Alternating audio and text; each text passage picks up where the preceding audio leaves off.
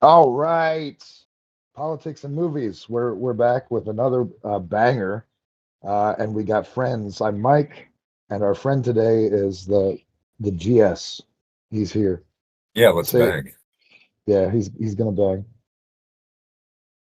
Not necessarily with me, but you understand.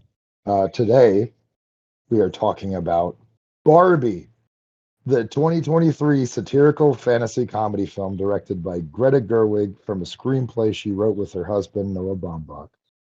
Based on the Fashion Dolls by Mattel, it is the first live action Barbie film after numerous animated films and specials. It stars Margot Robbie and Ryan Gosling, America Ferrera, Michael Cera, Kate McKinnon, Issa Rae, Rhea Perlman, and Will Ferrell. And right off the bat, what thoughts do you have about this movie? Well, Hit um, you know, me. it's it's an ad for a Mattel product, Sure. so everything is within that context. But I was sort of wondering who this is for. Like, is it trying to tell women and girls what they already know? No, I think it's probably just for performative males to go and rate 4.5 stars on Letterboxd, right? Like that's the target demographic here, right? I mean, it's a demographic. I wouldn't say it's the target demographic. All right. Well, I tell me what you think about this. I have a couple Okay. core thoughts. I All feel right. like the movie's thesis is, funnily enough, the very typical gender political dynamic of masculine dominance being oriented outward and feminine dominance being oriented interpersonally. So the men conquer the world, but the women control the men. And that's, one is more visible than the other. And that's why all this stuff about the patriarchy controlling the world and everything being about men is such a dominant narrative these days. It's because women's power is not as ostentatious. And I think the movie, throughout its runtime, uh, really supports that narrative. And it is like the Yeah. stock narrative in a lot of schools of thought these days. Which so it surprised me that it seemed to adhere to that so much. Sure, and of course it's an old like historical sentiment like behind every great man there's a great woman. Like that's in there. Yeah. I mean, if you want to go for Shakespeare, how about Lady Macbeth? Yeah, that's what I meant. I'm still waking up. Sorry. No, that's valid. I did in fact mean the Scottish play. Yes. Doing fine. Yeah, so it's funny you mentioned who the target audience for this is because apparently it was fucking everyone because this made all the money, made $1.44 billion in the box office. Uh, How much did Oppenheimer make? I think a little less, honestly, because Well, yeah, but Oppenheimer's longer, so you can fit in more screenings of Barbie per your theater. I mean, actually fair, yeah. But yeah, so that's certainly a factor. But yeah, Oppenheimer only made 975 million. Well, only that's still huge for a movie like that, you Oh, it know? only made $1 billion. Oh no. Poor Right. Christopher Nolan. Yeah. Yeah, he's still crying all the way to the bank. Yeah. But yeah, so I do think that aspect of it is interesting that this had universal appeal. You can't really argue that because of the numbers, but like, Did it actually have appeal? I mean, marketing will get you to see a movie. People will, go to see the Barbie movie, not really knowing or necessarily caring what it's about. And And there's a little bit of the Morbius effect too, where people will go out of morbid curiosity, right? Yeah, yeah, but then if you're talking just those two things, I'd still say we're talking like mid to high 300s, not over a billion. Sure, it was broadly appealing. It was designed to be that. It's an ad. Oh yeah, yeah, yeah, of course. At the end of the day, like, yeah, all the, the feminist veneer, it's still a product and an advertisement for Mattel and their toys. And I'm sure they made a shit ton off of the merchandising of this alone. Probably more than 1.44 billion, if we're being honest. But yeah, yeah. So like that's an interesting thing, an aspect of it. It's more of a meta narrative, but yeah, like we really haven't talked about the gotten really into the weeds on the content of the movie itself yet. But I Well, figured it there's would so be much to say about this one that we might as well start on the outside and work our way in through the plastic exterior. no fair. We can start wherever, so it doesn't really matter. But yeah, In that vein, the movie toward the end does talk about, well, at the beginning also, talks about how the idea of the Barbie toy relates to society. So, the movie itself is pretty meta. yeah, I ask, what obligations does Barbie have? Barbie has obligations to Mattel to remain profitable, to the end user um, to present no unreasonable health risks. Barbie does not come with a flared base accessory, so you send her spelunking into your plum pudding love cave at your own peril. But does she or any other entertainment medium, like it's happened before. film, for example, have intrinsic social responsibility? Because escapism has its own values. It's not Yeah, only profitable, but it's a psychological necessity, especially in current year. Huh.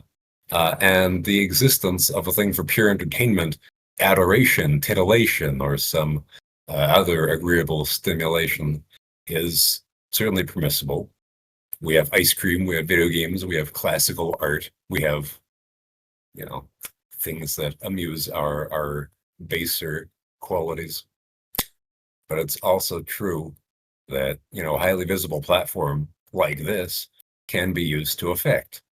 Um, and a couple classic examples of that, I think that you can draw a parallel to our sports boys kneeling at the hand egg match, or having a red engine speak in your stead at an awards ceremony.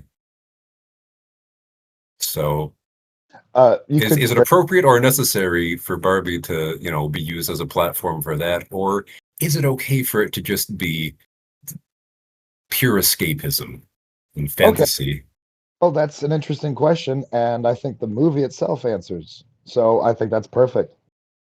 Um, because, of course, written by probably Greta Gerwig, but like Ruth Handler is represented in this film, the creator of Barbie.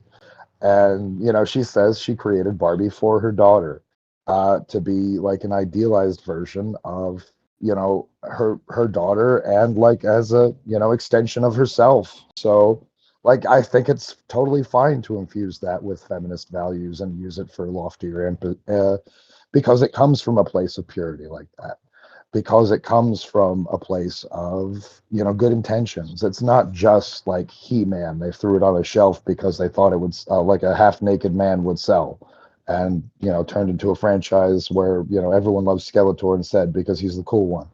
But yeah, so it's that kind of thing, but it's elevated like everything else in this movie because they got Greta Gerwig and Noah Baumbach, who are incredible. I think they're divorced now, but Noah Baumbach, he built an entire career on divorce. So I mean, it's his kind of his shtick at this point.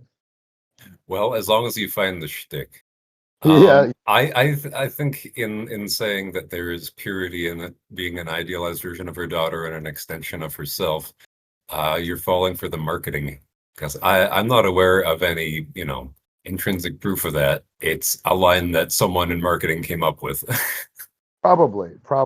Let's, like, sometimes in life we have the opportunity to give things the benefit of the doubt and say, okay, maybe there is a kernel of truth in there. Because yeah, it's probably some marketing ploy, but like, it's at the end of the day, like we can make our assessment and decide. And like, like it's a product we don't have to buy. We can watch the movie if the movie is that for us, if you're, a fan of like the any aspect of it, really, the feminist ideals, or Greta Gerwig, or Margot Robbie, or even Ryan Gosling does a fantastic job in this movie. Yeah, I can't really imagine anyone else being cast as Ken. Like, Yeah, could you make this movie with another male lead? I couldn't see it. I couldn't see it. Like Simu Liu does a good job as the caddy Ken, but like even then he doesn't hold he's not anywhere near Ryan Gosling's caliber of performance in this. No, no, and we get so many nice Ryan Gosling moments. He even does that high-pitched scream that's sort of his signature thing. Hell, he has a fucking dance off sequence like it's fucking West Side Story. It's so good. I don't know. I've taken sort of a cynical perspective on movies, including, a dance scene to take you by surprise.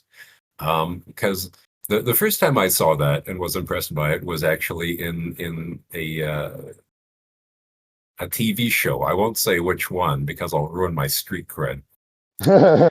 But I thought, oh, that's interesting that they're doing, something surprising out of nowhere. But then uh, I became aware that that's a trope to throw in an unexpected dance scene to disorient the viewer. It's a bit of an anachronism, like having it's okay. Is this a musical? Because dance scenes make more sense in the context of a musical. I didn't know that there was going to be so much music going in. Well, there are at least three elaborate song sequences, so yeah, I think it's comfortable to at least call it a musical hybrid. Sure. Yeah, and that worked, I'd say. I mean, the songs were good. One of them won an Oscar, so I mean, you don't like the Oscars, but like, it's the standard. Oh, it won an award. That means it's good. Okay, okay. We don't have to get into that. We got into it on a previous episode. You spoke your piece. We can move on. No, I have to beat it into the ground like this I fourth already did. wave feminist propaganda piece. Yes, Yeah. that's right. I know all about the different waves of feminism. I wouldn't even say this comes from a place of fourth wave. It kind of does. It You're right. it obviously is because it's smug and obnoxious about it. That's the hallmark of fourth wave feminism.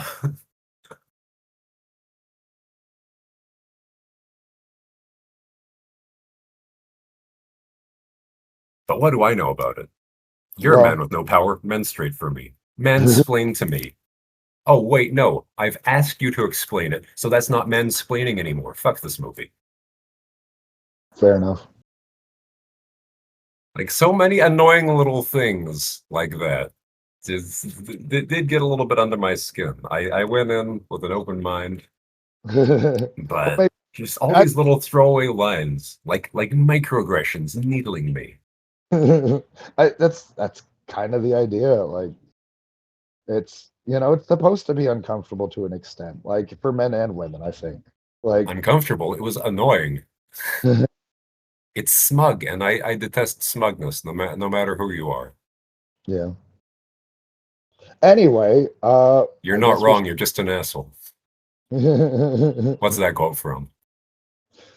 Oh yeah, Big Lebowski. Right. like most good quotes. But yeah, well, we'll get to that movie eventually. But yeah, so let's get into it. Let's talk about Barbie. Let's talk about the character of Barbie, the Margot Robbie one. What initial thoughts do you have? She's there for the movie to project whatever the screenwriter needs Barbie to be. You know, very much a blank canvas, which you know, I that's what Barbie is. Barbie is I whatever you imagine her to be, whatever you Yeah, need her to be. Yeah, and I would say that is absolutely the you know the thesis of the movie to an extent, but also she does, like, she starts off that way, but she does sort of develop character traits, and of course by the end she's actually a real woman, a real girl. It's the Little Mermaid ending, except a little more graphic because she's going to a gynecologist, but it's still implied. We don't, we don't Yeah, I see want to that. see the postmodern reboot of Pinocchio where it ends with him having to get a prostate exam, Yeah. and he comes and knocks over the equipment tray. Yeah, Sorry, I've got a little witty. yeah. Just give me a. It's okay for a man to like this movie. It's not necessarily performative. It's a movie. You can like any movie for any reason. It's okay. I'm telling you, it's okay. I'm putting a hand on your shoulder. Don't touch me. Because you're a man and all men are rapist sex perverts. Stand back. I've got bear spray. Yeah, go ahead. Use it. I deserve it at this point. Yeah, deserving as a social construct. Yeah, well, you always say. And of course, I did like, as a radical centrist, that even the ultra woke corpo movie acknowledges that dolls are a girl toy. Yeah, I think I that's. really appreciated that. Score one for traditional gender roles. Oh my God. I have further questions. I'm not an expert on the Barbie line because I'm not a performative male who scored this movie 4.5 stars on Letterboxd. Is there a trans Barbie? Is there a morbidly obese Barbie? We're asked to accept that. But pregnancy is too outre? Is that because uh, the role of women in reproduction is considered to be not feminist friendly, not child friendly? Are we alienated from the very fundamentals of life? Is that No, the what this movie asks us to accept? I think you're reading too much into it. I think all it's saying is like, okay, a baby doll makes sense, a mom doll makes sense, a pregnant doll is kind of uncanny and creepy on some level that we can't Why? really explain. I don't know. That's what the movie is saying. I don't necessarily agree. I think it's silly. It's just a dumb running gag. Poor Midge. It's just a dumb running gag. Let's look at who this movie does decide to marginalize. Other than being openly and lavishly misandrist in a way that Oh I boy. have never seen before. And I would have been on board with it if it was fun, but it's not. The misandry isn't fun. Miss Andrea isn't real. I'm blinking in bafflement. That's the stupidest thing I've ever heard. Oh boy. Hating men isn't real? Wow. Structural oppression Read of men. literally anything from a second wave feminist. Structural oppression of men isn't real. Hating men It isn't. isn't? No, Okay. not in this country, not in the Western world, not in like Okay, well any. let's get into toxic masculinity then. Go for it. Let's get in oh did you, let's get into toxic masculinity then. Okay. And what this movie purports to be, aspirant for men. So I found it strange that the movie is aware of toxic masculinity, but encourages women weaponizing it, says that women do that and encourages them to, Yeah, right? for It's using our weaknesses against us to what end? oh yeah, well that's part that's a satirical scene. It's the battle sequence. It takes the place of you It's said not the like battle sequence, it's throughout the movie. I thought you were like referring to specifically when they're taking back Barbie Land. That is the most prominent example of it, but Yeah, that's not the that's only place in the movie it occurs. yeah, okay. Well, what are you talking about then? Like, okay, name another example where you think it's used as a, form of weapon other than where it's supposed to be. I didn't make notes for that. My memory is not good right now because I've barely slept the last 3 days. I'm not, this isn't the cop out cope. I would like to answer because I know there was at least one other strong instance of it. Hey, dude, I'm not like doing this to make you look like an idiot. Like we're No, no, just no. talking. I would like to be able to answer. I do believe I have an answer, but can you think of any examples? Early in the movie, because I can't think of any later than that, because that's when they, learn and grow, because it's fittingly a, and meta, I guess, it's a female myth. It's the female version of the myth. Oh, I've got it. I've got it. From early on, the Kens competing over Barbie. Like the very first time we see Ken, he does something stupid because he wants Barbie's attention, and he's egged on by the other Ken. So it's the conflict between, our two main Kens, and it's over the girl. They're competing in stupid, self-destructive ways, Yeah. and they're rewarded for it by, some pity. Yeah, but they're not like encouraged to do that by any outside forces. They're just like that, you know, that we know of. Like, of course, the little boys, like maybe who are playing with Kens, like who the fuck are they? But like, I don't know. When I was a kid, like very small, I played with some of my sisters, like Barbies, and like popped the heads off just to reattach them and stuff like that. Oh no, you made some weird Barbies. Yeah, oh God, I did. I think that character is also really something to get into here. Yeah, Um, Kate McKinnon character, the weird that Barbie. that's the other main marginalized character in the movie, and yeah, Yeah, the toxic way that she's treated and dismissed and used. I think you know the movie treats her as a joke character.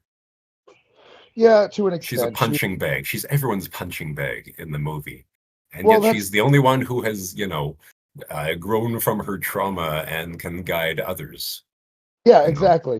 There's the dual role of the comic relief and the mentor, and I think that's interesting because we don't see that a lot. It's an interesting combination of tropes. Yeah, I can't really think of where I might have seen that before. Even Yoda. in something that is like more comedic. I mean, Yoda was introduced as like a comic character, and then he became the mentor. So it's a similar kind of Well, he thing. doesn't do both at the same time. There's a pretty clear divide. Right, right, right, right. But yeah, like we did talk about Yoda on the Empire Strikes Back episode and got into that, so we don't have to do that again. But yeah, I do think like she is honestly to an extent, especially before America Ferrera shows up, she is the emotional core of Barbie World. She's the only one who like knows what's going on. She is, intelligent. She knows about the real world. She has maps of everything. She's prepared for every scenario. And Well, it's like, she's the exposition dispensing robot, yeah, yeah, partly. yeah, to an extent. So Yeah, yeah. she serves that function for the screenwriter, but like as a character, like she's different. We must malign her, and there's never any like that just gets hand waved away at the end. Oh, we're sorry, we treated you like shit for an undisclosed amount of time. It's because Well, you're weird. You're a you freak. know, that's life sometimes. And I mean, sometimes, as a human being, sometimes the initial impression of someone rubs you the wrong way. And then you get to talking to them and you realize, actually, they're pretty cool. We have a lot in common. So in the idyllic Barbieverse, we have, where everything is pure and better. Social issues, serious ones, apparently, because, yeah, it almost leads to the patriarchy and horses controlling everything, mostly horses. And yet, I don't remember seeing a single horse in this movie. Where's my horse representation? There was a horse on the Mount Rushmore? No, that's a horse effigy. I don't remember seeing any horses. oh, fair, fair, fair. No, We I we can't we believe didn't get Cowboy Ken riding like a horse. That's deeply disappointing. Rip. That's for the sequel. The sequel, Ken is the protagonist, and it's just like a send up of like Western tropes. That's funny because I'm remembering to date myself back to when he wasn't as controversial figure, a Bill Burr bit. He said, "I'm going to write a book that says women are right about everything, and all the women are going to get it and show it to their girlfriends and show it to their boyfriends, and say, oh look, here's an intelligent man who's finally speaking the truth." And then he says, after I write that book and it becomes a worldwide bestseller, I'm going to write a second book that says women are bitches, and it's going to be a dude bro book, and all the guys are going to get to say, ha ha, look, he's going to play both sides. I think that would be very funny if Mattel did that. That's such an early 2000s Jimmy Kimmel joke. My God.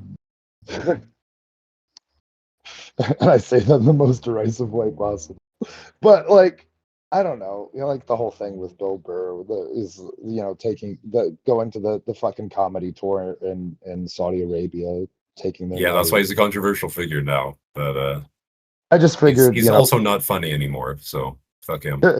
Yeah, well, I figured for the three people who didn't know about that, but yeah, like so, I do think that it's clear that there was a male perspective in writing this, and we know that because Noah Baumbach was involved with the script, and he's a great screenwriter, and like you can tell that like a lot of thought was put into the script, whether you agree with that it was executed well or not. I can't in fact tell that. Okay. That there was effort put in, or that there was a stinky boy involved. Well, that's just like your opinion, man, to quote a movie that you just quoted a few minutes ago. But like, okay, getting into a little bit more of like the feminist aspect of this, I feel like they tried to do a few things to elevate the feminism because it was clear that They did not. they tried. I said tried. Whether it's they shameless polemic. It's self-parodic. I don't think so. I think you're not being very. It's a caricature of feminism. And maybe in some ways it had to be.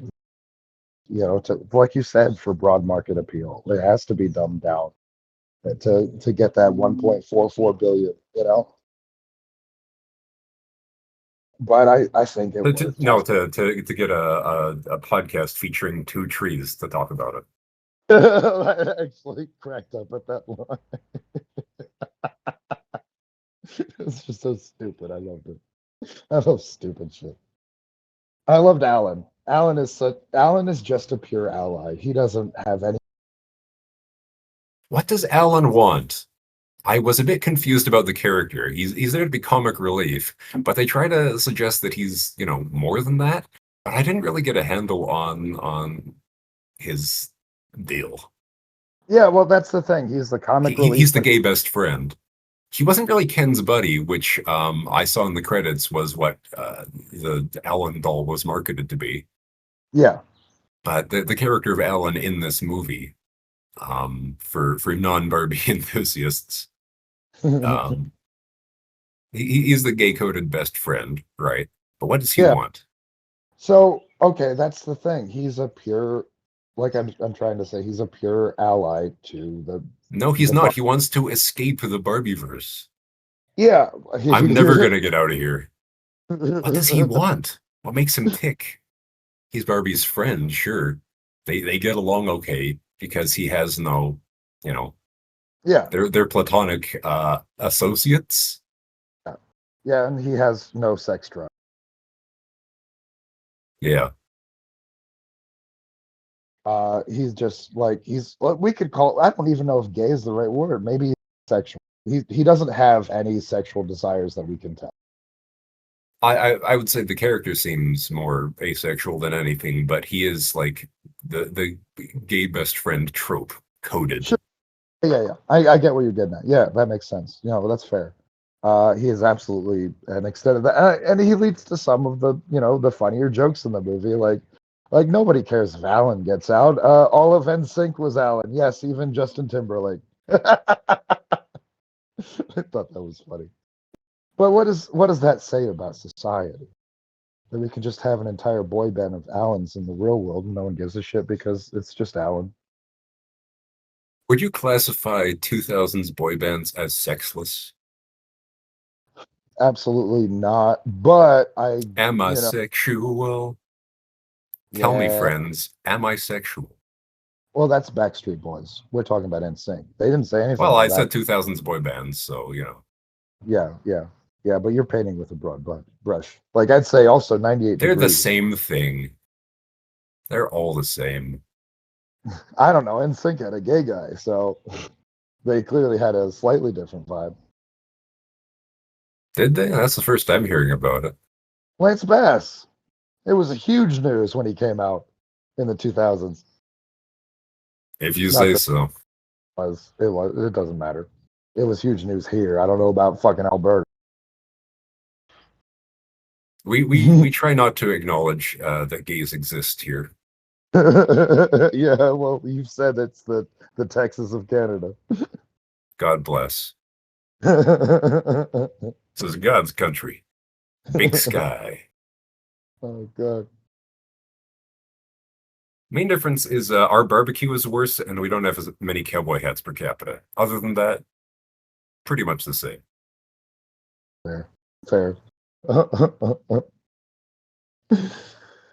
All right. Anything else to say about uh Ken or Barbie or Alan? I'm not done with Alan. What Okay, does he okay. what does he want? What is he trying to escape from? He seems pretty intent on escaping. Well, that's an interesting question, and I don't think the movie entirely answers it.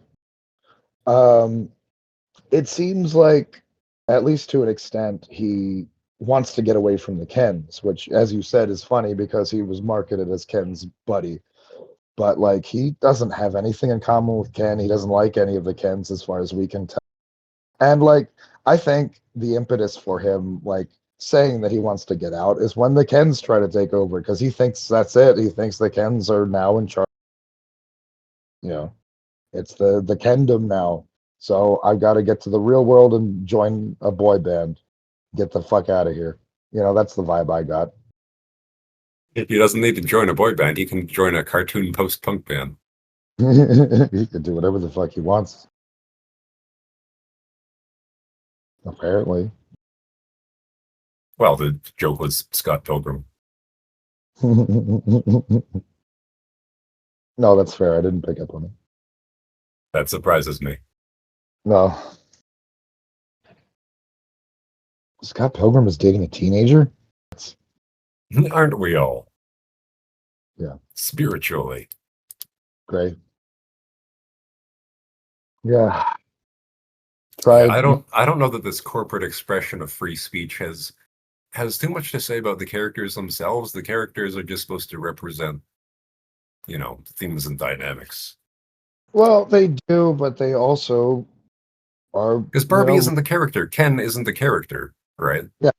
Yeah, no, we could argue that the real character is America Ferrera, the mom, and the daughter is to a lesser extent. She's along for the ride because, once Barbie realizes that it wasn't the who was like making her feel those thoughts, it was the mom, that changes everything because then, like we have a human adult perspective that's influencing everything. Yeah. And I found it interesting that, the mom didn't find classic Barbie to be problematic, to be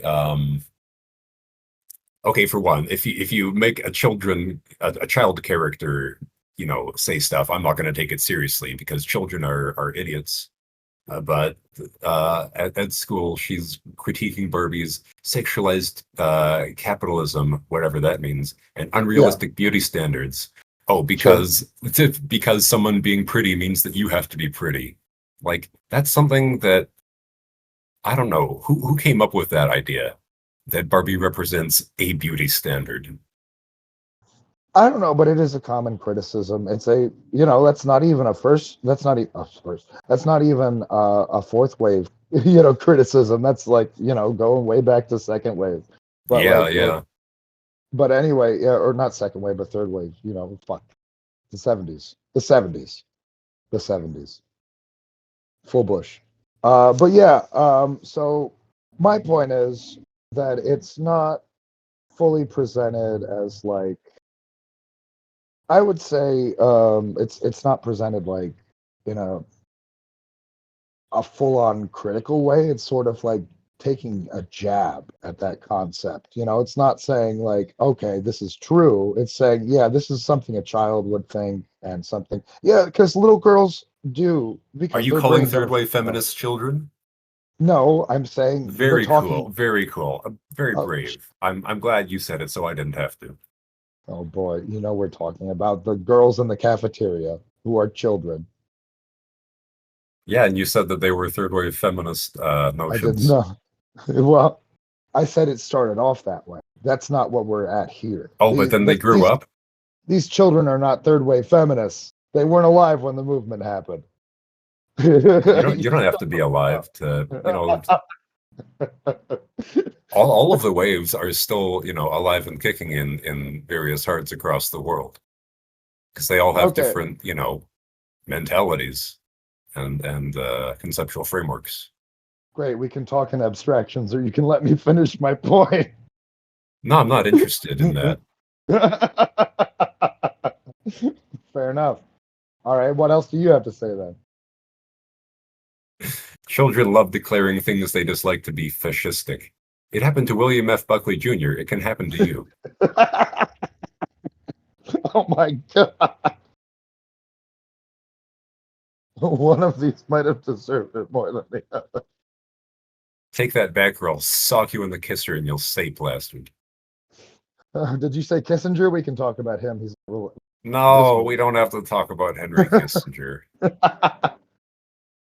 No, no, we really don't. Save that for when we talk about the movie Spies Like Us, which is for some reason on my list. I think Kissinger should have had an unmarked grave. The only benefit to it being indicated where he is that you can go piss on it. Yeah. Well, I mean, same with Rush Limbaugh. I mean, they wore that fucker down. That headstone. Oh, I haven't heard about that. Yeah. Bless up. Oh my. Margaret Thatcher, undead piss snatcher. That's what they say. All right. Uh, Margaret anything else? Thatcher's my favorite feminist. I think she went a little bit the other way. Oh my God. No, she's a strong, empowered woman. Girl power. Hey, you want to talk about fascists? A little austerity never hurt anybody. Uh, Except maybe the Irish and yeah, Ukrainians. yeah. Well, yeah, fair enough. All right. Yeah, so what do you think about, you want to talk about a character that absolutely is fodder for, all the feminist ideals and tropes. Let's talk about the CEO, played by Will Ferrell, the Mattel CEO. What do you have to say about him? He's there to be, comic relief, the pathetic male punching bag, waving around his skinny pink phalluses. And yet, he's not the typical like treadmill. He just wants to tickle the boys, as Yeah, you do. he Platonic just he, tickling. at the end of the day, he's a businessman. He's a CEO. He wants whatever's going to make the company. Uh, yeah, he scoffs at the idea of the ordinary Barbie. And then when the COO chimes in and says, hell, this will make a fuck ton of money, he changes his tune immediately. It was like, okay, let's do it. Let's go. No, he wants Barbie to be exceptional. He wants the best things for women. To an extent. But if he also thinks about the bottom line, that's important to him. He's a CEO at the end of the day. And he clearly does make decisions based on money. I'd say he's the most childish and childlike character in the movie, and that's, a typical postmodern jab at uh, cor- big corp bad. I mean, sure, to an extent. I think they could have done more with that. It was a little bit lazy, but at the same Yeah, time, it Mattel wasn't was the signing focus their of the movie. checks. Yeah, right, right. And it wasn't the focus of the movie. Probably partially for that reason. Yeah, yeah. Yeah, Fuck. he's not painted in too unflattering a light. It's more of a confusing character than anything. Right. Like it's a very Will Ferrell character, and the entire executive suite of Mattel is silly and whimsical. You're not supposed to think about it too much. Sure, fine, whatever. But the one line from his scenes that did bug me was pointing out that Mattel headquarters is a phallic building. Yeah, no shit. We build up because we can't build across. Like, what should we be doing our business in ionic chasms? Oh yeah, that's Yeah. a whole lot more economically and structurally sensible. Yeah, I Like, mean, if I'm working inside a vagina all day, I'm gonna be walking around with a heart on. That sounds great. Get to well, show it's off. inefficient because the blood drains out of your brain and into your Johnson. This is a stupid fucking tangent. Oh my god. All right, it's my fault. It's as usual. But yeah. I So I feel mean, like it's stupid to say that skyscrapers are phallic. That's my point. it was It's a throwaway unhelpful. joke. It's Like it's a like red herring. like you said, it's an easy throwaway joke at the just the concept of skyscrapers and phallic structures to begin with. Like, they're not all practical. Uh, Monoliths, I mean, look at the fucking Washington Monument. There's no reason for it to be shaped like that, but it is anyway. And yes, you could say, well, it was a tribute to the ancient Egyptians, and well, what were they doing it based on? What do you think? But anyway, it doesn't fucking matter. Obelisks are It, cool. Shut up. it's a throwaway joke, and it doesn't matter because, like, yeah, there's a lot of like throwaway little like jabs at like toxic masculinity, at It's just so much of perceived. it seems petty. I wouldn't mind if it was funny. Like, I don't know if you believe me or not. I don't mind taking shots at anyone as long as it's Yeah, funny. yeah. I guess that's where we differ because I think it's funny most of the time, but like it doesn't. At the end of the day, This movie is one of the terrible consequences of comedy being legal. well, you can thank Elon Musk for that. The Muskrat himself. I'll pass.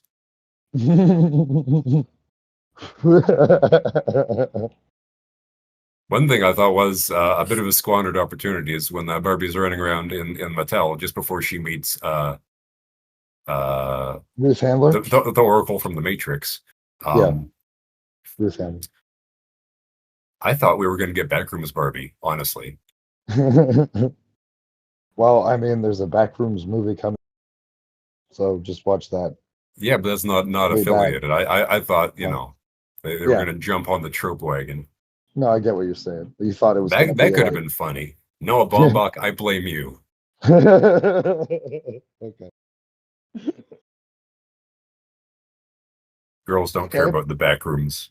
That's a masculine space. I don't know. I think there are plenty of female Backrooms fans. No, Probably. creepypasta is a boys' club. That's definitely not true. If you say so. Well, I'm just saying because, like, one of my friends recently sent me one of her creepy pastas that she wrote like years ago and submitted. So there's definitely women in that space. So, but that has nothing to do with it. But like, yeah, it would have been kind of cool if she like walked through the building and opened up random doors, like uh, dimensions or whatever the fuck. But like that, didn't seem like a priority. They were just, like that. There, it was just a means to an end to get her to the 17th floor to see the ghost of Ruth's handler. And let's Yeah, talk the about her movie is, life. to its credit, laser focused on its core concept of uh, women good, men stupid, evil, rapist, children. Well, I I'm think just that's a glad bit that as a unfair. man, every day is my best day ever. I think that's a bit unfair. I don't think that's the premise at all. I think it's that we're all broken in some way and in different ways, men and women, and we need to figure our shit out. And that's the point of the movie. It's not That is not the point of that the movie. as it Did is. we watch the same movie? I guess not, dude. Maybe watch it Point of the again. movie is that men are stupid and suck. I've seen it more than you. Yeah, well, I saw it better than you, I more appreciate it. clearly. Uh-huh. There's certainly no tinge of hatred or any kind of something distorting your thinking at all. Not at all. You're very clear, perfectly opaque. That was the word that came to my head. Yes, perfectly opaque. I have objective opinions, and it's just too bad that you can't see Okay, that. that's You're it. woke, liberal, performative masculine, Yeah, rose yeah. I mean, glasses. you can absolutely keep roasting on my 4.5 star score if you want. It's not going to bother me. I'm not gonna stop. Tell me lies. Tell Honestly, me sweet little lies. Tell me what you think of this. okay, I thought I expected the movie to be more fun because the opening gag with the 2001 riff yeah, was fun. That yeah, was well done. It was clever. It was entertaining. It was good for everyone. yes, But then when they bring the 2001 theme back later, when during the men section, yeah, showing that the expansion of a toy line with more types of Barbies is equivalent to all of, what the movie represents as male attainment and all of the things that men should or do aspire to. That is, worldly success, um, the conquering of different domains. yeah. So, what do you think the movie is trying to say by bringing the 2001 theme back there? Well, it's framed around Ken, right? This is Ken entering the real world and seeing men have this power here that they don't have in the Barbie world. And it is like a light switch for him. He's like, wow, I can aspire to this. I can be this. I don't need any credentials. I don't need anything. I just need to be a man and insert my manness into different situations. And he tries that into comic effects multiple times. And people keep saying, no, you need this, you need that. And the woman at the school gets creeped out and eventually leaves with her daughter. Oh, okay. So, do you think that the movie there is projecting an incel character onto Ken for that sequence? I Like the think in, pathetic, oh, I should have everything handed to me. Where's my government mandated girlfriend? Whatever. I shouldn't need any qualifications. I'm a man, therefore I'm intrinsically amazing and shouldn't have to compete. Like who even thinks that? Like I don't know if even the incels think that. no, it's satirical. It's lampshaded. It's turned up to 11. It's not No, like a what real. what Yeah. what is it trying to say there? Like what sort of character is that? Because I wasn't really able to get what the movie was trying to say by him trying to, does he just have the child's idea of, oh, I'm suddenly feeling empowered. That means I can do anything as I am now.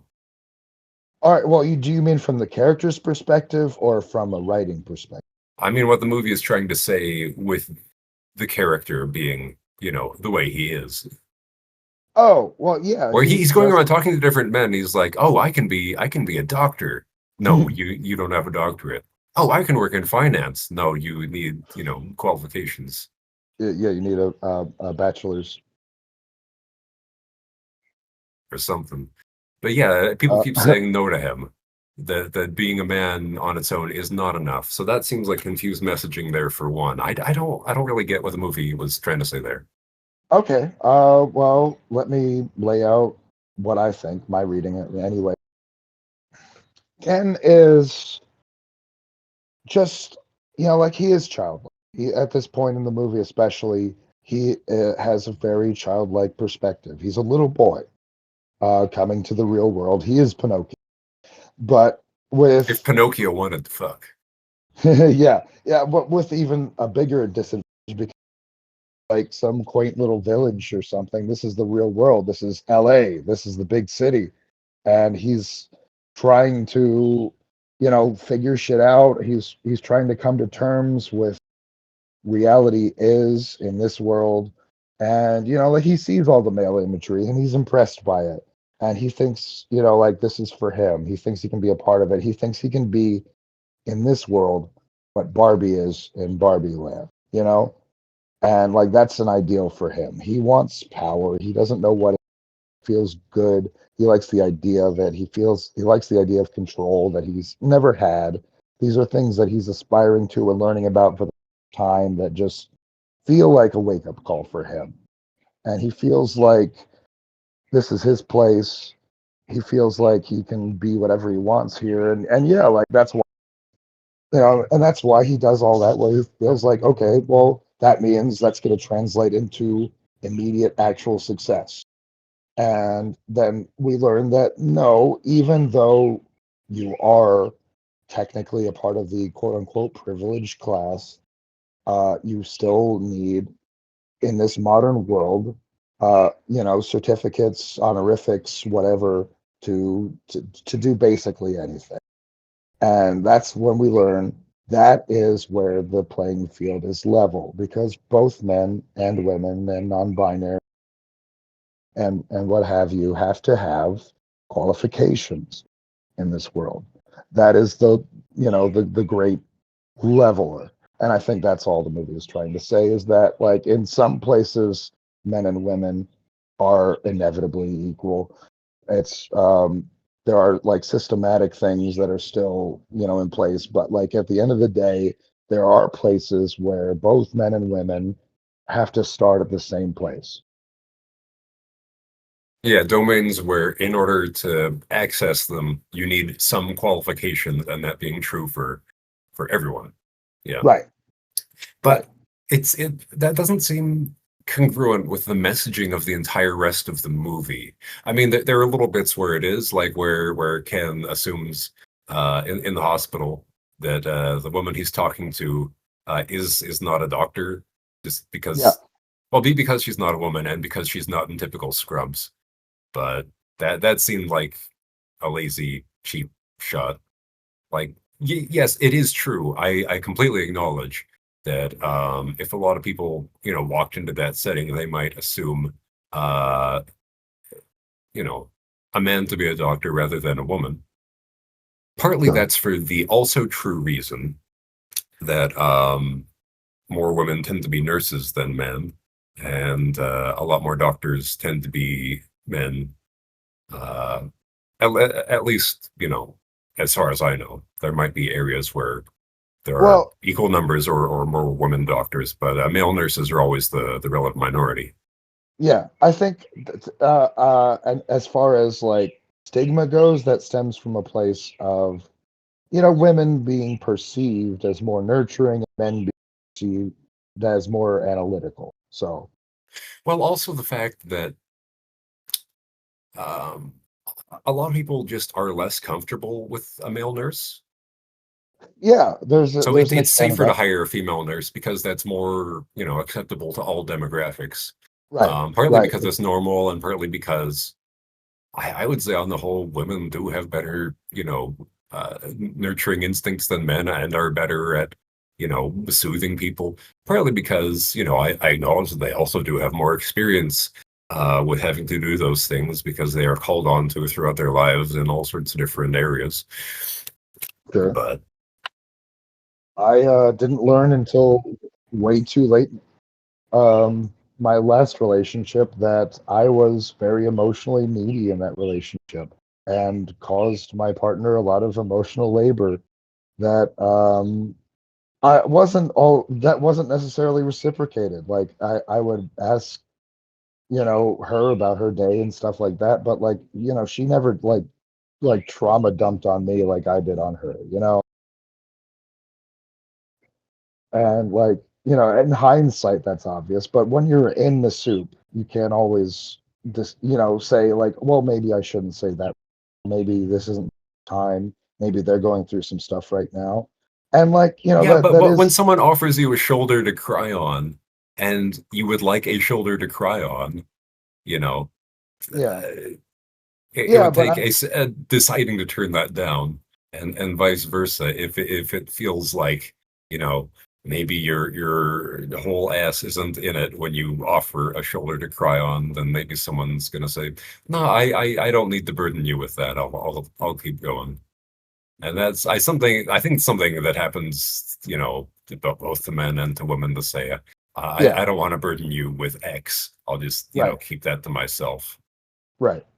No, that Or is fair. either that or here are all of my problems. You can deal with them too. Yeah, yeah.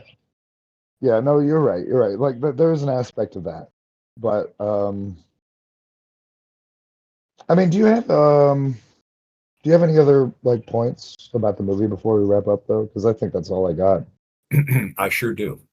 Okay, So, Ken, when he's entering his manosphere era, which I think it's, the best way to describe it, sure. um, even then, he asks the first woman to hand for guidance, that lady at the school that he ran into, which is another example of like, even when he's at his most, um, uh, sexual, politically toxic, and is trying to be, uh, dominant as a child experiencing power for the first time, Will.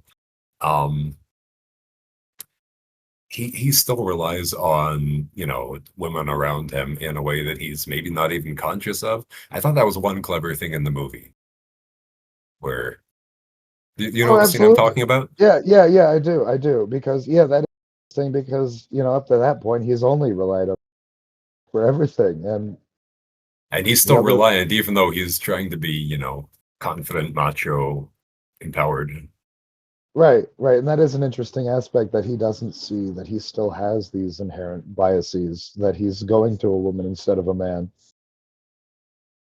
Yeah, that is interesting. I wish there was more stuff like that in the movie. That's like subtle stuff that Yeah, well, it's that shows already more, that has more depth to the dynamics rather than, caricaturing and being yeah. self-parodic. Well, at the end of the day, in a way, is also a kids movie, so things have to be Is simplified, it? shorthanded in a way. I mean, it's a movie you could take kids to, but I Yeah, feel like it's not. yeah, I would say like maybe family. Like I would we like Billy and I talked about Small Soldiers. Like, okay, technically that's a family movie, even though it's PG-13. Oh, that's that's a family So movie where you're allowed one F-bomb. So that's a specific thing. yeah, but like in a similar way, like there are no deaths. There are no Like what? there's no deaths in that movie. Like there's like language, but it's pretty mild. The protagonists are children, and like we have at least a deuteragonist in this that is a child. So Yeah, there was. I didn't have much to say about the child character other than that amusing, tirade at the cafeteria. But did you notice, as I noticed, that kind of the dead space I'm just looking in my notes? En route to Barbie Land, our angsty tween uh, gains more vibrant clothing and starts smiling more and playing with her hair. So she, by the time they're at Barbie World, she's no longer, this angsty tomboy. Uh, she's smiling and pretty in pink and is, you know, more girly. yeah, That yeah, that that yeah, seems opposed to the themes of the movie also. I was Okay. wondering what you made of that. Okay, so I think that's just maybe not thematically congruent, but it makes sense in that people are And that often it's an influenced. ad, and by going to Barbie World, you will become happy, Yeah, yeah, that's what I'm saying. stereotypically No, happy. no, I'm saying that it's an aspect of people being influenced by their environment. Like obviously to 11, because yeah, the second she gets there, she's already all smiles and pastels.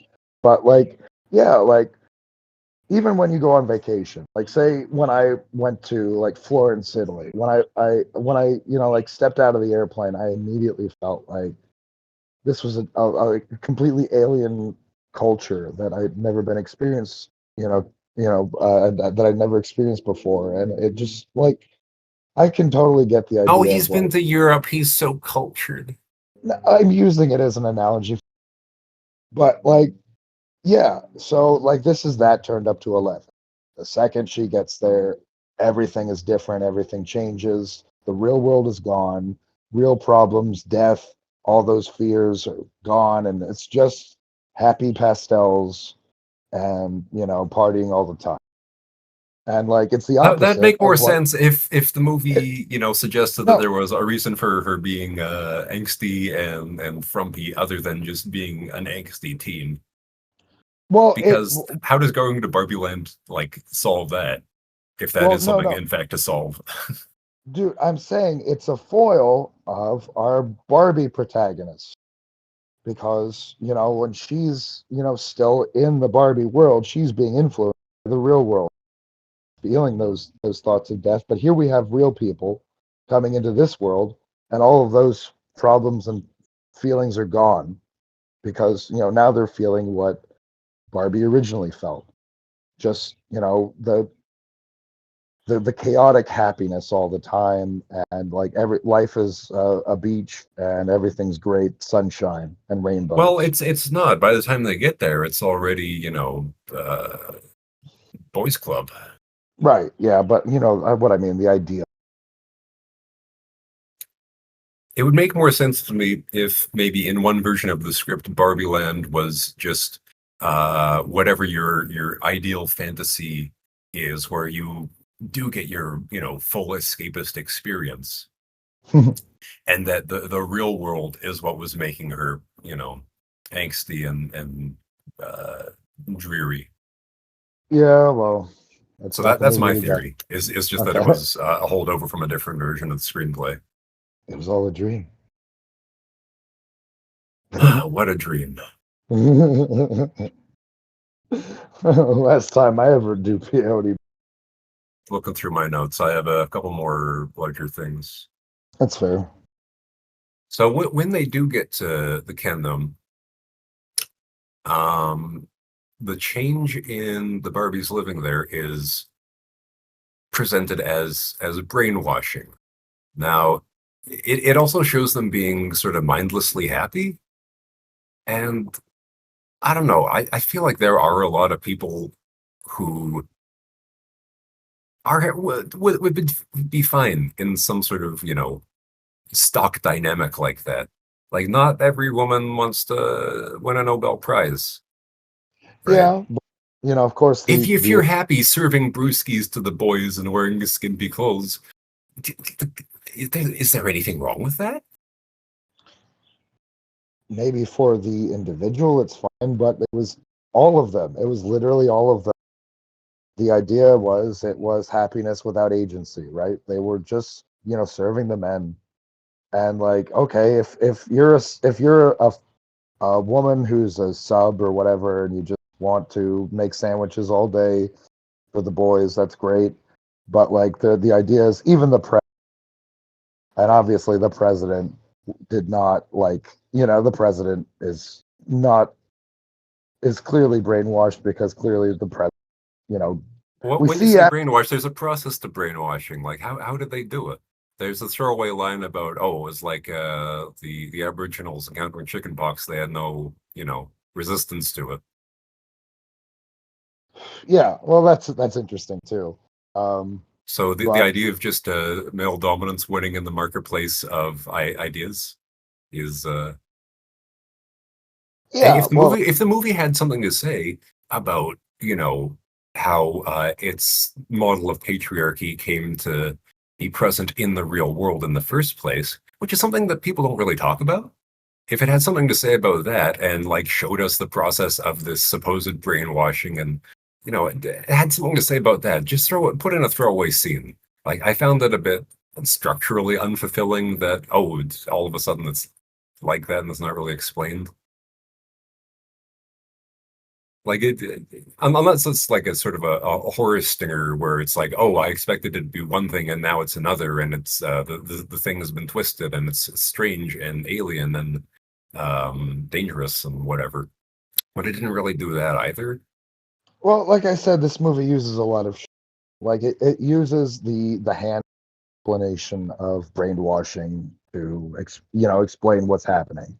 But like, yeah, we don't see the logistics of that or what that actually means. But it's a fantasy world, right? So we can say like, like the idea, like yeah, like you're saying, okay, so the male market of ideas just like seized hold of this place immediately because there were a lot of men that were filled there and they didn't have a purpose and now they feel like they have one, and there were a lot of women there that were complacent in their way, being happy and partying all the time, so they didn't see it coming and they were blindsided. Yeah, I think that's valid. Combination of unfulfillment and complacency, that's a hell of a Well, they don't seem unfulfilled. They seem happy. well, the They are happy. the main Ken leads, falls into feeling unfulfilled, and then the rest of them do, because they are one in some ways, and they're not in some other ways, right? So, like the Barbies. Yeah, typically in what we might have expected from another era of movies is in the end they realize that the truth is somewhere in the middle, Right. and we wind up with both Kens and Barbies empowered. We wind up with not equality but equity, Yeah, exactly. which Good way of putting it. but we don't. The movie isn't interested in that sort of outcome. It's I don't know. By the end, I was just kind of tired. I know this really wasn't your kind of the movie, so I really appreciate you for putting in the work because you really have appreciate. I I didn't really, mind it. I mean, there were parts in it that were, good fun, yeah, but not enough to, you know, cover up all the stuff I found lazy. yeah. Well, I do think this is. I'm gonna put this as ungenerous as possible. I do feel like this is Greta Gerwig's most populist work. Like this was her feminist vehicle to appeal to the masses. That was her idea. Like to an extent, like absolutely, she talked about that in interviews. And like, yeah, like a lot of ideas are. There's a lot of throwaway jokes, but I think at the end of the day, it's a pretty solid blockbuster, and it's gonna stand the test of time in some form or other. Because I mean, at Well, the swing of the pendulum in this direction, I think will date this movie. I think in terms of its how the movie handles its feminism, it will be seen as, very much of this era. that's fair, and I mean to be fair, there's a like very fourth wave. There's a token, like you were suggesting earlier. There's a token trans woman, and Is there a trans Barbie? Like that was an actual question, whether there's a trans Barbie and a morbidly obese Barbie. yeah, There is? I think I don't know. At least this movie doesn't have a problem with it. I wouldn't be surprised, is what I'm saying. I don't know anything about Barbies. Let me look it up real quick. Is there a podcaster Barbie? There's two trees. Yeah, the mom says it's literally impossible to be a woman. Well, somebody should have told trans Barbie that. Yes, Mattel released its first transgender Barbie doll in May 2022. over a year before the movie came out, modeled after actress and LGBTQ activist Laverne Cox. Of course. I mean, she's iconic. Well, because if you had just, you could call any Barbie a trans Barbie. Like, that's how Barbie works, I mean, it right? goes for $40 to $60, so clearly they're making money off. Is that the cost of a normal Barbie? I don't keep up with these things. It feels like no, it's definitely like a Barbie It's a what? price, like a showcase Barbie price. You know, Uh, yeah. From what I can tell, you know, well, as long uh, as it stays in the box. maybe we should all stay in the box from time to time. Tie us up. What's in the box? It's Margot Robbie. I'll take your whole stock. Margot Robbie is exactly the wrong to make this point. See, that was funny. But Yeah, the movie could have done more with stuff like that, I feel like. You know, she says, I'm not smart enough to be interesting. Well, that's a false, parallel. You don't have to be smart to be interesting. You have to be alive and accumulate stories to be interesting. yeah, but again, And that's a she says, I'm childlike not good enough perspective. for anything. To the contrary, you won the genetic lottery. You're equipped to be not just a housewife, but a trophy wife. You know, Well, you don't need a certificate for that. yeah, but she Have you doesn't ever heard want of to a be a trophy housewife. husband? Yes, it exists. I mean, other than golf pros. I mean, there are sugar mamas. They're out there. But yeah, like anyway, I think This is supporting their men's dreams. some, He wants to be a SoundCloud rapper. He's gonna be a professional podcaster. yeah, the point is, He plays Dota 60 hours a week. He's yeah, gonna make it pro. yeah, the point is, some women are content to do that and some aren't, right? So Margot Robbie is one that isn't. Yeah. But like, okay, let's. What? Okay, go ahead. I was just gonna say, let's briefly talk about the two different narrators because they both add different, flavors to the movie. Sorry, wait, just a sec. Refresh me. There was the main narrator who was what's her name? It was it was just in my head. Don't worry, I'll get it back. I'm looking. Helen Mirren was the main one. Yeah, Dame Helen Mirren. And of course, there's the little chime in. There's a couple of like little cameo voiceovers, which isn't like a common thing in movies. Like we I'm have not like remembering this. Refresh my memory. okay, so there's one point where like Lizzo pops in as a voiceover just for like 2 seconds to say something supportive to Barbie, and then fucks off. Like the rapper slash singer Lizzo. Oh, is she the one that where there was that whole big thing about she played George Washington's flute or something like that? Or is that another? That's someone else. I think. Oh I no, no, don't you're know. right. Yes, yes, yes, yes, yes, yes, yes. No, yes, yes, that was her. Sorry, I got my wires crossed. Yes, that was her. Okay.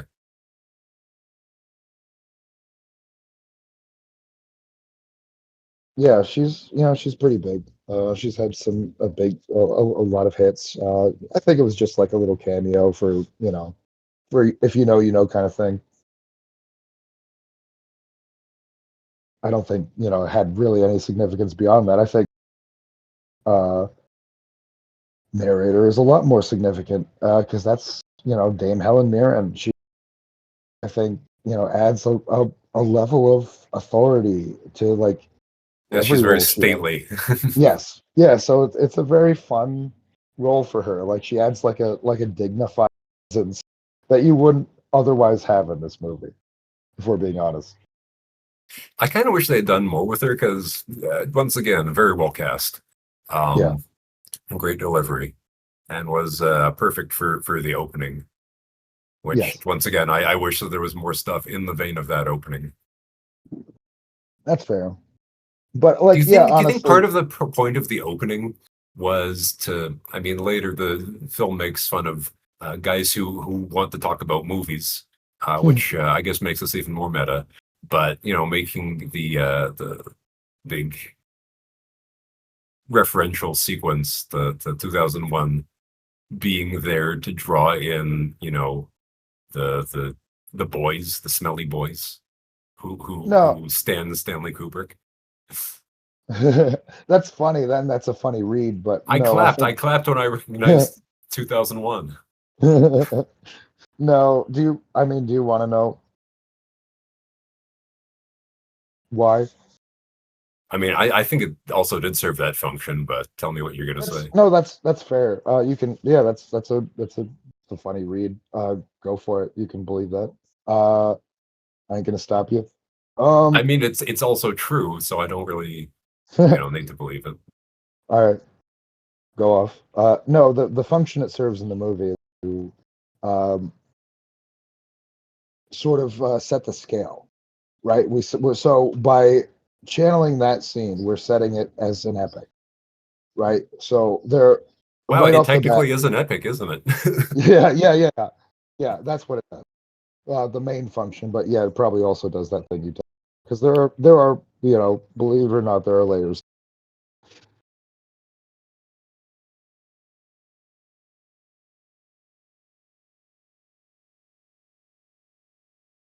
It's an onion. Yeah. So, but yeah, it also does it in a comedic way. Like a parody of the monkey scene that you hate so much. And that's one of the reasons I picked this movie for you, because I thought you get it. Yeah. Oh, I'm suddenly forgetting. Like, you can cut this bit out, but did it have a match cut at the end of that? I don't remember. Because the match cut is the thing that I hate about that scene. Like Right. everybody always goes on about, oh, it's the best match cut in cinema. No, it's fucking stupid. But it's representative of our progress from hand tools to spacecraft. It's so good. Thank you, Arthur C. Clarke. Bravo. I whip my big bone back and forth. uh, What was their don't match cut in this movie? To answer your question, I don't remember there being. No, no, Well, no. I But you guess said that's another missed opportunity. I there might have been, but it's not sticking with honestly. Because Yeah, I feel it like I had. would have noticed it and remembered it. Yeah, that's fair. But yeah, you got anything else? I think I do. Let me have a quick look. But that is Sure. most of what I had. Fair. I'm gonna light one more up.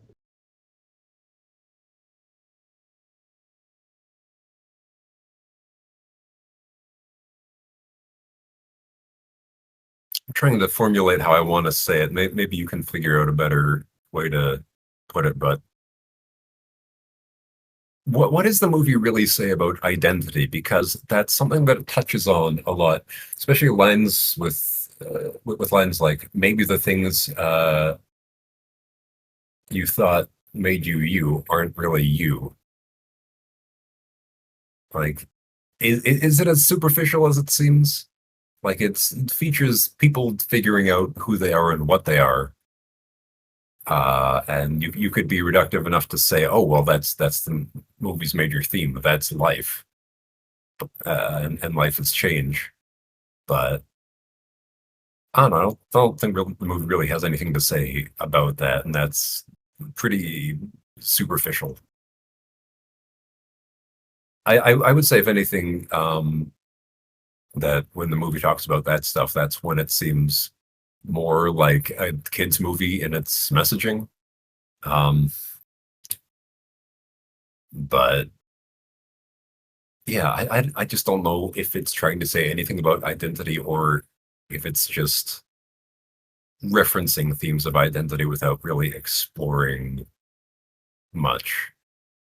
I would say that is the movie's way of addressing the unrealistic expectations and ideals. That's what the movie says is the answer for, like, don't get your ideas of who you are from the media around you. It's who you are, it's your experiences, it's your life. Be who you want to be. You are who you choose to be, to quote the Iron Giant, which is a movie we covered last year. Yeah, so I think like it's a little sappy and like kid oriented, but I think that's the idea. Like it's for the kids that are seeing the unrealistic body standards of Barbie or whatever and saying like I can't be like that. And the movie says you don't have to be. You be yourself. Don't worry about what the world wants you to be. It's who you are. Be, the best version of yourself and bring that into Well, it's easy to whatever. say that, but I would say there's a parallel to be made in that most men look at this whole manosphere thing and don't relate to it and see it as being, just as cringe as it is. Whereas the whole thing with unrealistic beauty standards, from what I've heard, a lot of that is women telling women that they need to look a certain way. I don't know how true that is in terms of where, Yeah, that message is being saturated, but there's probably some truth to that, to women perpetuating the idea that you have to look a certain way. But I do know that there's studies on that conventionally attractive women are more likely to be bullies, but also to be bullied. yes. And that's interesting, an interesting aspect of this movie that we haven't really covered. You like to both sides things, so we can get into it if you want. Toxic femininity, that is a thing. And yeah, that is women enforcing beauty standards on other women. The movie doesn't really suggest any tools or conceptual frameworks to deal with that. It just says stop caring what other people think. But unless you're a Yeah, sociopath, that's a bit challenging. We're right. social animals. We don't Yeah. exist in a vacuum. No, that's fair. And like, there's a difference between knowing something logically and knowing something emotionally. Like, yeah, you can say, "Oh, I don't care what you think," but you might not really feel that. Yeah, Weird Barbie doesn't seem to put too much stock in, what other people think of her.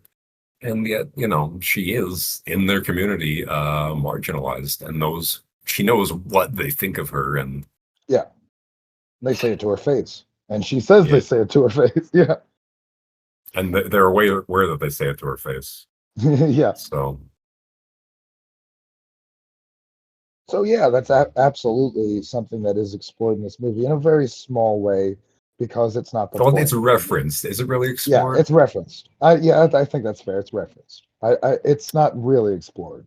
Like there's a couple of scenes like with the teenage girls where they discuss it, but it's not really explored. Yeah, not in Yeah. any meaningful way for the narrative. Yeah, Another thing the movie referenced that I was sort of expecting it to explore and hoping it would explore, but that it didn't, was it sort of presents the collective identity of Barbie, and that seemed like it might be going on to say something about the foibles of identity politics.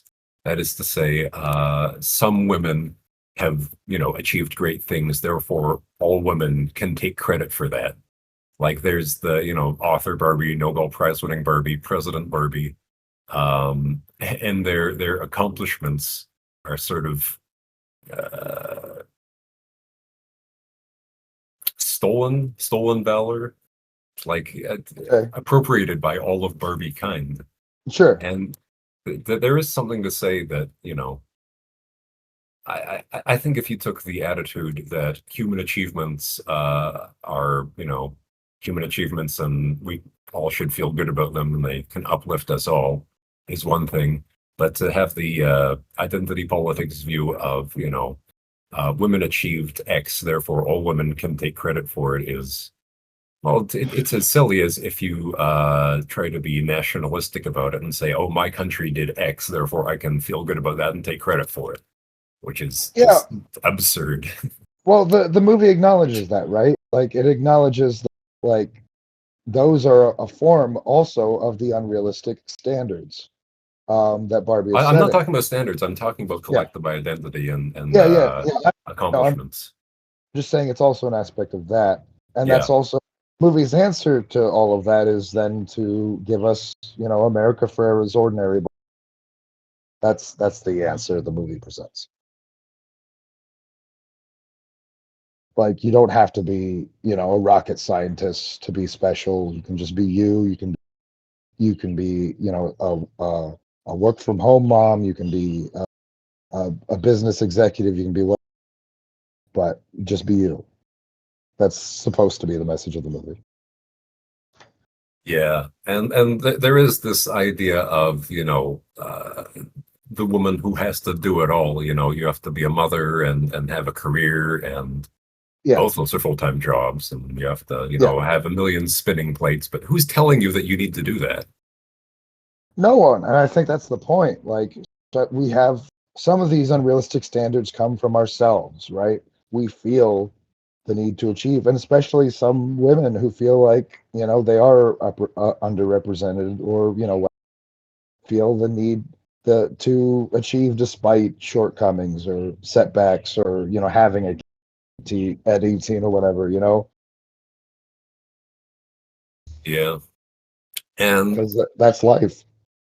yeah, and it might just be my indefatigable will to both sides, everything.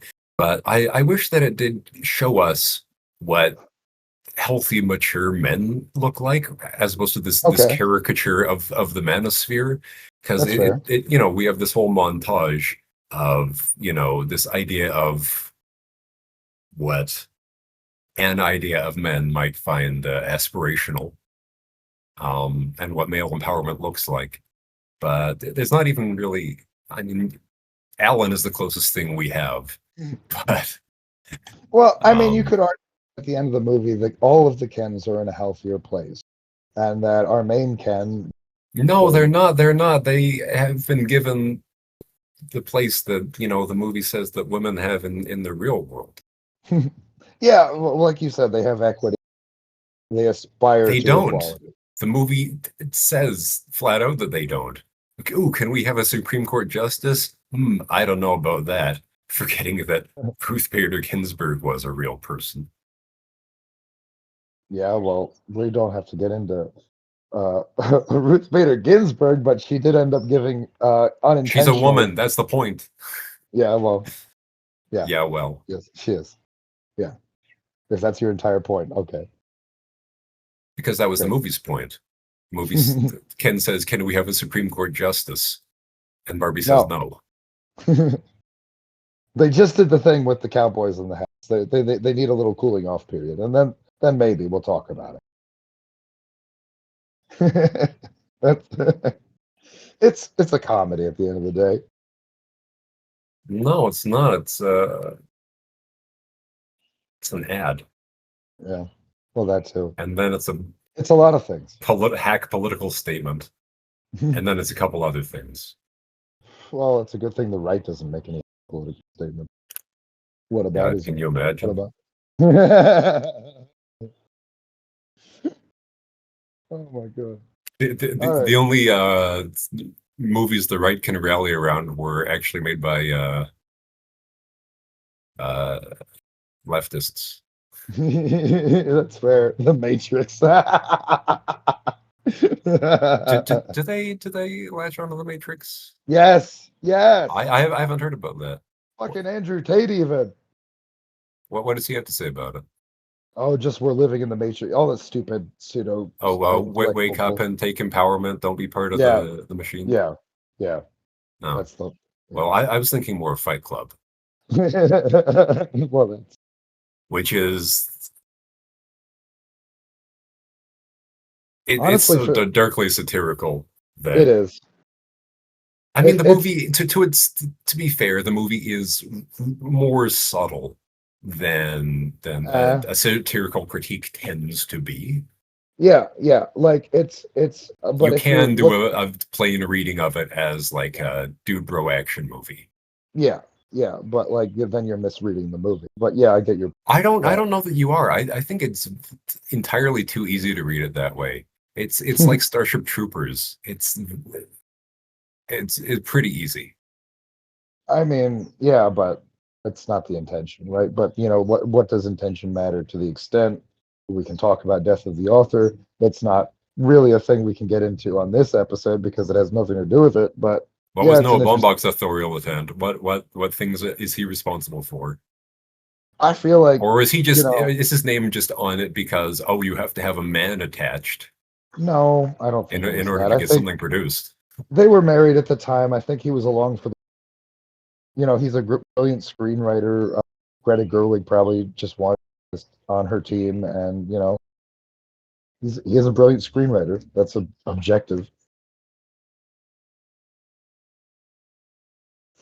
So, yeah, He'd be Barbie. nothing without divorce. I mean, Marriage Story is a great movie. Squid and the Whale is a great.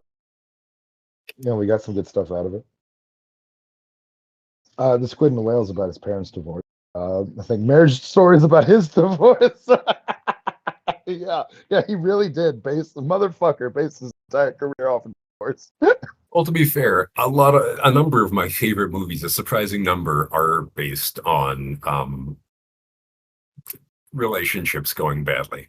Yeah, I mean, some of the greats like Kramer versus Kramer. I mean, we One of were just Meryl's. talking Yeah, about possession. yeah. And we're gonna do that for Halloween. Uh, all right. Any other closing thoughts on Barbie 2023? This episode's getting a little long in the tooth.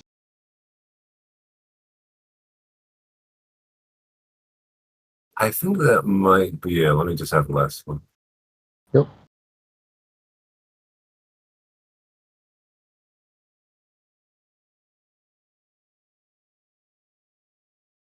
Well, you say that misandry isn't real, which is not correct. But there's Okay. the line in the movie, everything men do in your world, women do in ours. Okay. I guess So that's it. kind of cool. Is Okay. that kind of cool? You want to wear the big pants if you haven't had the opportunity to. Sure. Yeah. That's what happened to Ken. But Ken is, I think the movie shows us a cautionary tale of, abusing empowerment. Yeah. I think, like, to your point, like, okay, we can say Miss Andrews in the Like Barbie the world. movie shows us the hypothetical Yeah. where misandry is, Yeah. Yeah. real. Yeah. That's fair. Totally fair. But yeah, it is. And it's. I just like the way Is this that movie is cool? framed. It's interesting. Good word for it. You just want to serve brewskis to the girls and not think, I'm in for which a day or is, two, but I'd get bored of it, like they do. would you? I don't know. Yes. A lot of I, people just don't want to think that much. They just want a role that, gives them what they need interpersonally, socially, materially. And too much choice is paralytic. It's like, why do I have to take so much responsibility for all the things I could be? Can't I just be, do some good for society, be a part of things, have my little niche.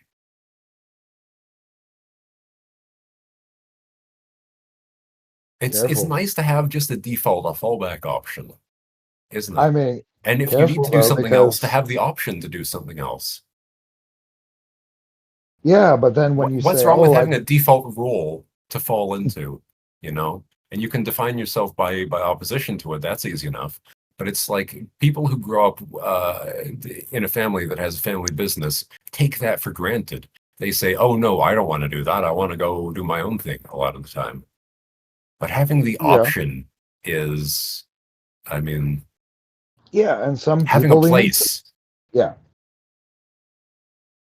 But yeah, it really depends. Like you said, some people, rebel against it, and some are like, "Great, I have a safety net." Like it really depends on the person.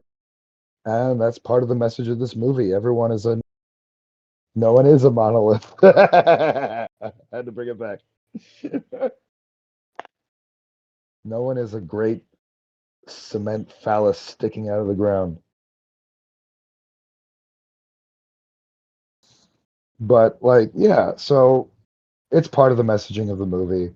But like, yeah, at the end of the day, a lot of stuff is dialed up to 11 in this movie.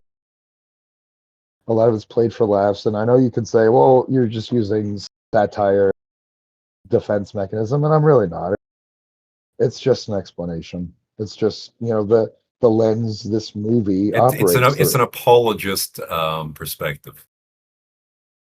I mean, you could read it that way, but Yeah. Well, me, I'm not a Barbie apologist. all right. No one said you had to be.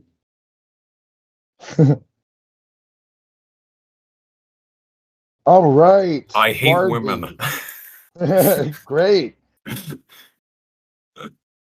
do you feel about Margot Robbie? She's 2 months younger than me. What?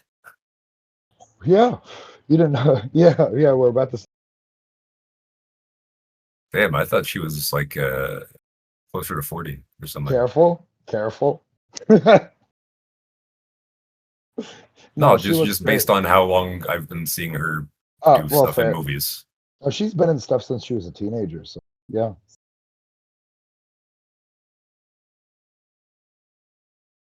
I don't know, maybe this you should probably clip this out because it's not related at all, but that might be more to do with the scene that she did in Wolf of Wall Street.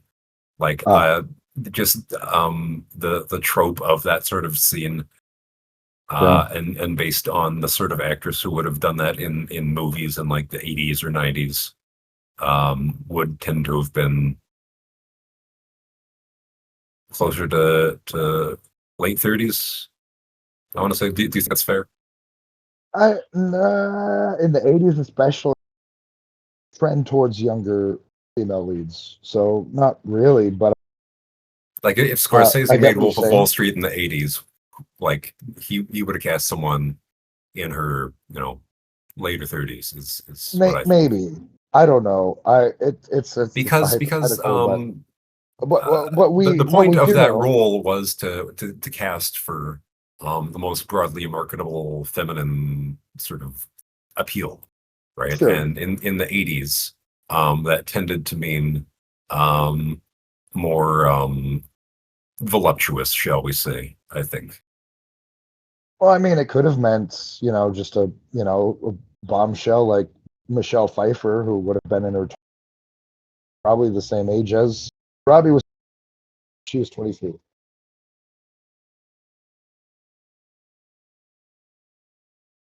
So